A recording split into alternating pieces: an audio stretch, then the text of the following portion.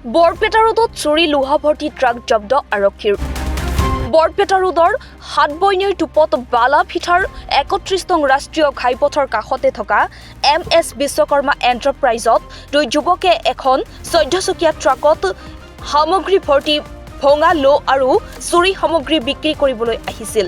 কিন্তু MS বিশ্বকৰ্মা এণ্টাৰপ্ৰাইজৰ স্বত্বাধিকাৰীসহ কৰ্মচাৰীয়ে দুই যুৱকৰ ওপৰত চুৰি সামগ্ৰীৰ সন্দেহ হোৱাত তেওঁলোকৰ ওপৰত ৰিচিভ বিচৰাত কোনো ধৰণৰ ৰিচিভ দেখুৱাবলৈ সক্ষম নোহোৱাত ট্ৰাকখনৰ ওপৰত সন্দেহ হয়। খবৰ অনুসৰি ট্ৰাকখনে সামগ্ৰী লৈ ডিমাপুৰৰ পৰা MS বিশ্বকৰ্মা এণ্টাৰপ্ৰাইজত খালী কৰিবলৈ আহিছিল। অসমৰ ৰেজিষ্টাৰ হৈ থকা ১৪ চকীয়া ট্ৰাকখনৰ নম্বৰ প্লেট পশ্চিম বংগৰ নম্বৰৰ সলনি ২ নম্বৰী কৰি চুৰি সামগ্ৰী সৰবৰাহ কৰাৰ সন্দেহ প্ৰকাশ কৰে।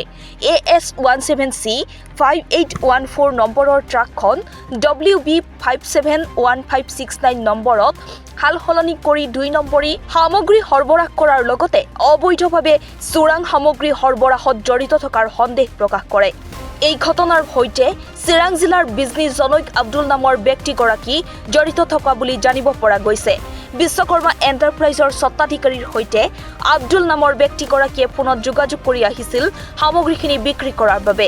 আনহাতে উক্ত ঘটনাৰ সৈতে জড়িত থকা যুৱকদ্বয় হৈছে ধুবুৰীৰ জাগ্ৰাপাৰৰ শ্বৰিফুল জামান আৰু বাক্সা জিলাৰ ৰাঘৱ বিলৰ ফৰিদুল ইছলাম। ইতিমধ্যে বৰপেটা আৰক্ষীয়ে তদন্ত আৰম্ভ কৰিছে। এইখন গাড়ী মোৰ বিশ্বকৰ্মা এণ্টাৰপ্ৰাইজৰ প্ৰপাইটাৰ মই মোৰ বালাভিটা হাতবনি টোপত গোডাউন স্ক্ৰেপৰ মই স্ক্ৰেপ ব্যৱহাৰী হয়। স্ক্ৰেপৰ দোকানত আজি এসপ্তাহ আগত এই মানুহজন মালটো বিক্ৰী কৰিব আহিছিলে, ক'ব আহিছিলে মোৰ অকশ্যনত লোৱা মাল আছে, ফুল পেপাৰ থাকিলে আমি ল'ম, বিল কাটি দিব লাগিব, GST বিল দিব লাগিব। বোলে সব অকে মাল আছে, আমাৰ অকশ্যনৰ মাল আছে, আমি গাড়ী লোড কৰি আনি আপুনি কাটা কৰি মোক পইচা দি দিব। ঠিক আছে, মই পইচা একাউণ্টত পাব, আপুনি বিলত মাল দিব, পইচা একাউণ্টত ল'ব। গাড়ী এখন লৈ আহিছে, তাৰপিছত এসপ্তাহ পাছত তাৰ লগৰ মানুহজন গাড়ী লৈ আহিছে, ফোন কৰিছে, মই গাড়ীখন লৈ আহিছে, তাৰ ঘোচ কাটা ট্ৰাক পিছদিনা ৰাতিপুৱাই গাড়ী ভৰাইছে কাটা কৰাৰ কাৰণে। মই আমাৰ গাড়ীটোৰ প্ৰতি সন্দেহ হৈছে, গাড়ীটোত ২ নম্বৰী মাল বুলি সন্দেহ হৈছে। পেপাৰ বিচাৰিছোঁ, মোক পেপাৰ দিয়া নাই, মই আনলোডিং কৰা নাই গাড়ী। তাৰপিছত গাড়ীখনৰ নম্বৰটো ডুপ্লিকেট পাইছোঁ। সেই 2জন মানুহ মোৰ তাতে সোমোৱাৰ পাছত 2জন মানুহক মই আটকাই দিলোঁ।